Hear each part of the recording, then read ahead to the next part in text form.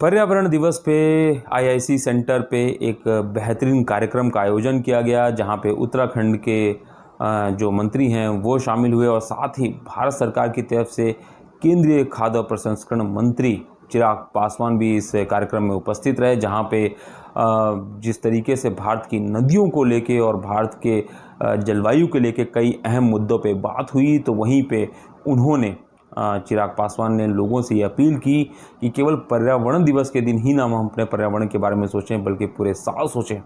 और जो ये गंगा की हम बात करते हैं या अन्य नदियों की बात करते हैं या अन्य जलवायु जगहों की बात करते हैं, तो ये केवल सरकार या किसी हम ये कह सकते हैं कि किसी सरकार या एजेंसी की जिम्मेदारी नहीं, बल्कि हर एक भारतीय की जिम्मेदारी है।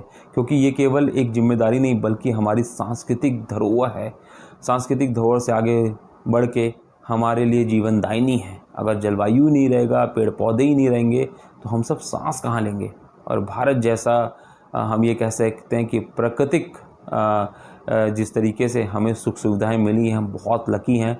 अगर हम इनको बचा नहीं पाएंगे, इनको बढ़ाएंगे नहीं, तो ये हमारी अपनी कमी होगी। तो चिराग पासवान के ने सभी को एक संदेश दिया कि हर एक आदमी अपने निजी रूप से ये जिम्मेदारी ले कि न केवल भारत, बल्कि वो जहाँ भी भारत के बाहर भी अगर जा रहा है, आ रहा है, तो वहाँ पे भी जलवायु को लेके ध्यान दें। जिस तरीके से हम अपनी नदियों को गंदा करते हैं, जिस तरीके से हम प्लास्टिक का यूज़ करते हैं, इनको मिनिमाइज़ करें। क्योंकि अगर हम सब ने अपना अपना कर्तव्य निभाना शुरू कर दिया ना, तो ये भारत ही नहीं बल्कि पूरा विश्व इस जलवायु परिवर्तन से ही बचेगा। और ये पर्यावरण दिवस हर दिन मनाया जाएगा, क्योंकि केवल एक दिन मनाने से पर्यावरण का विकास नहीं होगी, बल्कि हर समय, हर साल, हर पल हमें पर्यावरण को लेके सचेत और सोचनीय काम करने चाहिए।